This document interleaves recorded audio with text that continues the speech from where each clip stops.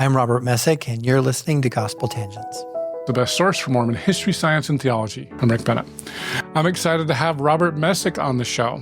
Robert has his own YouTube channel called Book of Mormon Editions, and we're going to be talking to him.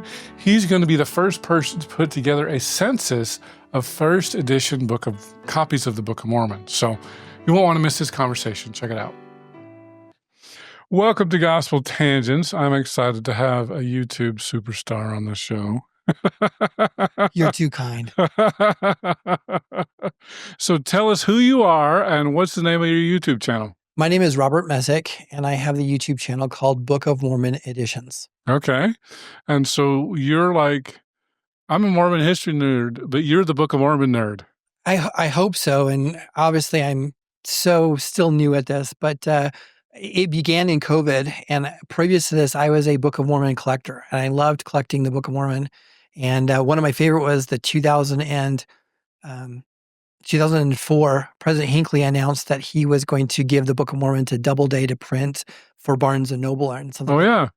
And so I was really interested that, it's a new cover, new design, new layout. And so I got that and recognized that over time, different covers of the Book of Mormon have been different. So what's different about them? So it's been kind of all things printed Book of Mormon. Yeah. And so I was collecting a couple of things and decided that I needed to look for something specific, and I couldn't find it. And I went to YouTube, and I was thinking, well, there's computer reviews and appliance reviews and car reviews. There's no Book of Mormon printed review. Not even Book of Mormon reviews. Yeah. Although Steve Pineacre comes close. He swaps it around Mormon book reviews. Yeah, a gentleman by the name of Brian Daly did some good reviews as well on some various copies. And so for that, I wanted to actually do even modern copies because everyone was doing reviews of old, the original volumes, but also the modern ones are unique enough that they were worthy enough of it. And so I started doing reviews in terms of what to look for. This is where you get it. This is why it was printed. And so it kind of morphed into a YouTube channel for reviewing editions of the Book of Mormon. All right. Well, very good. So you're normally I have a lot of scholars, but are you a scholar? I'm private, and I'm just a family man. Okay. And I consider myself an independent researcher. Yeah. So it's been fun because that way I also can connect with actually other denominations.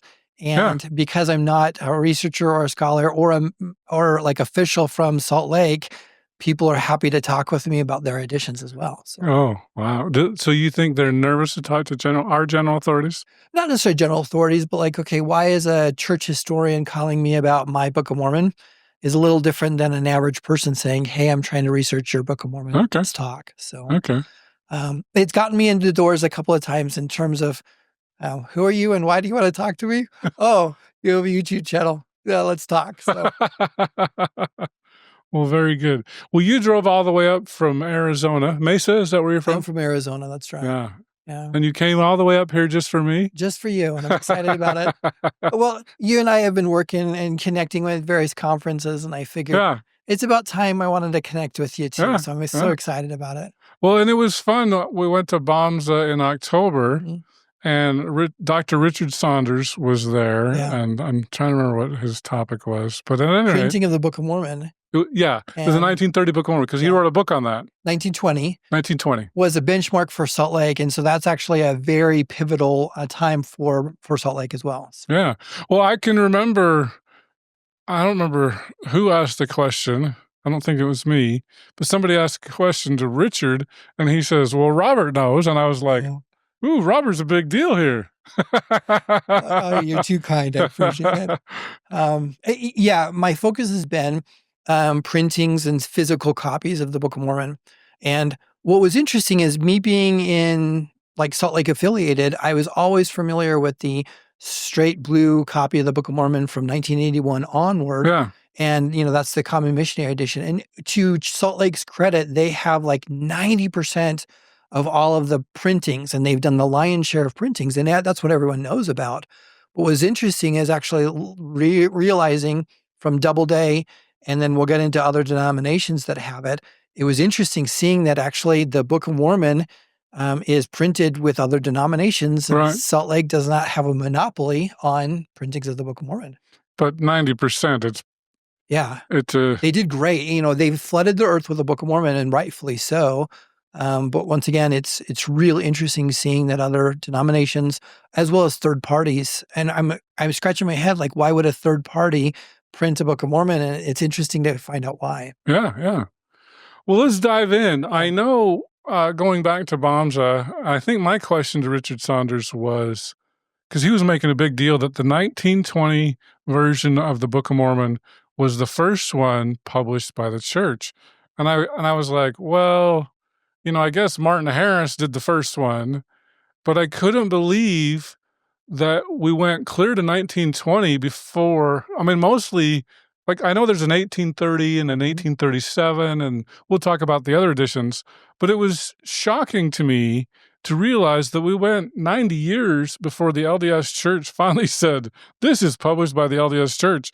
I mean, it wasn't a big deal. Not Martin Harris or whoever. I don't know who the other ones were published by, but we went 90 years before we published an official LDS Church edition. Yeah. I was surprised to hear that. And that's what surprised me as well, as this was the copy that I was trying to look for, and I'm going to bring it up.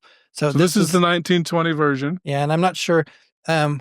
It's embossed, but it's not gilded. Yeah, so you can't see. It does say Book of Mormon if you put it in the right light. Yeah. But it's hard to see. Yeah. So what would happen is... So this is the 1920 edition. This is the first printing, 1920. Okay. What's interesting How many printings were there? 10,000 plus. 10,000 You're talking about 10,000 copies? Correct. Okay, because I know, like with Matt Harris, his book, which is not on the Book of Mormon, but he sold out 10,000 in a month. Oh. And then they had to do a second printing and a third printing and whatever. Yes. And so what was interesting is in the title page, you actually have a printing date, and the printing date is for 1920. And there's also a 1921, a 1923, and other ones after that. Okay. So they used the same printing plates, but then they would change the date. Year. Okay. And so this became a benchmark volume for that. What was interesting is this is a collector's copy because James E. Talmage in 1820, and this is interesting, they started very beginning of 1820, and they only had a few months, and they did it really, really quickly and really successfully, so that by Christmas of 1920, it was actually available for purchase. And I remember hearing that. Yeah, and so they did it for a print run of 1920, and it was available for Christmas. Which was the fastest of any book ever got put together. Yeah. The benefit of the 1920 is this was the first time that there was double columns. So similar to Bibles or so, they did it in double columns. Prior to that, it was actually in single columns. Okay. The other one is, the reason why this is a collector's edition is because Alma chapter 42, verse 1, 2, or 3, there's a word, Cannot. And they picked... Yep, they picked a letter out, and it was Connot, the cannot err. The cannot err. The cannot, yeah, the cannot word in this one. And so people look for this one because it's the first printing. They changed it in the second state, or the second printing got fixed. Yeah. Okay. So we got a typo in the first one. We got a typo in the first one. So Richard Saunders says, I bet James E. Talmage is just rolling in his grave over this particular typo. Yeah. And so I had seen it. I had seen it on eBay, and I was like, what is this, and why is this so significant in terms of this particular? So are those worth a lot of money then? Yeah, and it kind of depends on where you get them. And their condition. Book dealers, eBay will always have a cannot err every now and then. So depending on the market prices for that particular one. Do you know what the market prices are? About $100. Oh, as of today or so. So I mean, it's expensive, but But I think good enough to kind of, if you're an enthusiast, it's not like a first edition. First one, yeah. Or a Book of Commandments. Those are really expensive. Well, very good. Well, let's jump back to 1830, the first edition. And what can you tell us about the first edition? And then we'll go to, is 1837 the next one? Yeah. I think, yeah. So let's start with 1830, and let's just dive through even past 1920. And once again, this is kind of top level because you've had people who've interviewed and done like specific stuff and have their doctorates on these. So really interesting. 1830, Joseph Smith went to E.B. Grandin in 1829 saying, I've got this manuscript. And finally, eventually, E.B. Grandin was sold and convinced to print this. 5,000 copies. And we think that only a few hundred, anywhere between 500 to 700, maybe survive today. And so really nice collector's items. In the YouTube series, I've reviewed a couple of copies. It's really interesting seeing the ones on display. So if you go to Palmyra, the E.B. Grandin office, they have them there. And those are worth millions of dollars, right? A couple 100,000 right now. Oh, really? Yeah. Oh, I thought they were worth $1 million. Okay. Yeah. Oh, yeah, 6 figures. Yeah. Okay. And so with that, Joseph Smith went to Kirtland, and in about 1837, they decided it was time for another edition because they had been either distributed or the church was growing enough. So 1837 was your other printing. It's called the Kirtland one. Okay, so there were 5,000 copies originally printed, and it took them 7 years to get rid of those. Yeah. And the missionary efforts, what's interesting is the missionary efforts did pretty well, that they would then send missionaries. Samuel Smith was one of kind of the first missionaries.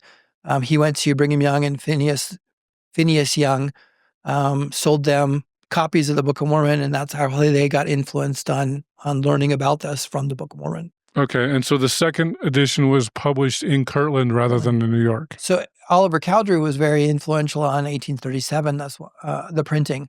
What's interesting is if you've seen it, it's very, very small.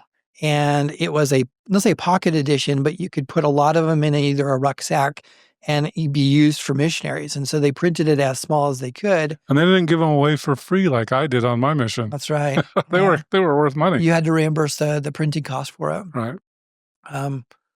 It was a thick book. What's interesting is 1837, it was almost a throwaway book because it was small and everyone liked the first edition. The second edition is always not as unique or not as desired. And so 3,000 printings of the 1837 and only a few hundred probably are still surviving of the. And do you know, I know Martin Harris printed the first one. Who paid for the second printing? Do you remember? Oh, I'm asking you a hard question. You got me. I think it was a combination of contributions and just church members. Church members, knowing that it was kind of like GoFundMe. Yeah, modern or early day GoFundMe. Yeah, very good.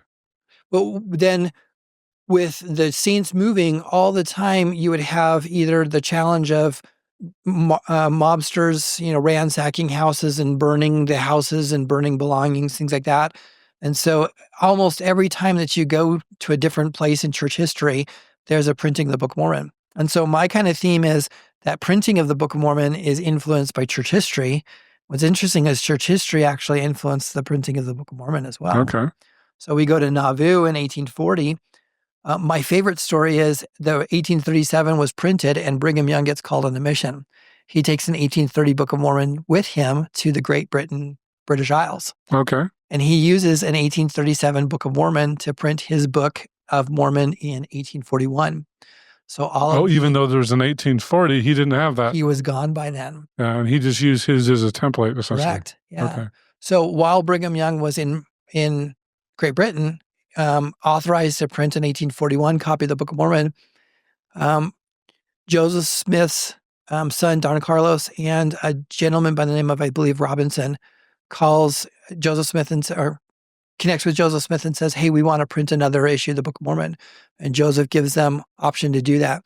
Half of it was a pre-order. So they did pre-orders, went to Cincinnati, Ohio, and then came back with half of the orders and then did reprints of the 1840 Book of Mormon. Okay. So your 1840 Book of Mormon was printed in Nauvoo. And then a subsequent one was in 1842, which is actually a replica reprint facsimile of an 1840 volume. Just the title pages changed. So, yeah. So those are the kind of the 5 books, the 1830, 1837, Great Britain in 1841. The Nauvoo editions were 1840 and 1842. So those are always the fun one. What I like is 2007. there was a couple of book printers that said, what would it take to print the Book of Mormon by hand? And so they actually got a Smith press, the hand crank press, Wow. and matched the paper. It was like a cotton blend rag paper, matched the paper, matched the leather work, and said, what would it take? And so actually in 2007, they printed 750 copies of the Book of Mormon. Oh, wow. And so this is kind of as best as a Book of Mormon of an 1830 edition would look like. So this is a replica first edition. Correct. It's a replica printed in 2007, but in general, this is the weight, this is the feel. They even did blue speckling as robin egg blue speckling. That's Oh, on really? 1830 volumes. Yeah. So So that's funny. That looks like a mistake, but I guess, well, the reprint it was on purpose, but was that like purposely done in 1830 as well? yes, E.B. Oh, it Grandin, was. E.B. Grandin did actually speckling on those, which is Oh, interesting because if you see ones on display or ones in private collection or anything that you see, some of them are actually still faintly visible. oh, So, okay, because it's faded. Yeah. After, 200 years, years. it fades. Oh. Huh. So what's also interesting is about that time, when Joseph Smith was martyred, obviously Brigham Young took the saints and moved westward. He took with him the 1841 printing plates for the Book of Mormon. And also he had contracted in Great Britain to print the Book of Mormon in Great Britain for like 1844, 49, in the 50s, things like that. And so they had contracted to actually print Book of Mormon in Great Britain and then send them over to Utah as needed, and also use for missionary use so that the saints could use them and migrate westward as well. Can I tell you that I'm very jealous of that Book of Mormon? Oh, I want one. Here's even more. The person who commissioned this actually tipped in 2 original pages of the 1830 Book of Mormon, so Wow. you can see in 1830 pages. I'm are very green with discolored. envy. That's the only claim to fame. I don't have an 1830. I don't think fate will ever let me have one yet. So I can say, yeah, I've got replicas, and I like having a replica. Yeah, it's pretty cool. I bet that's one of your most prized possessions. Yeah, I'm happy with it.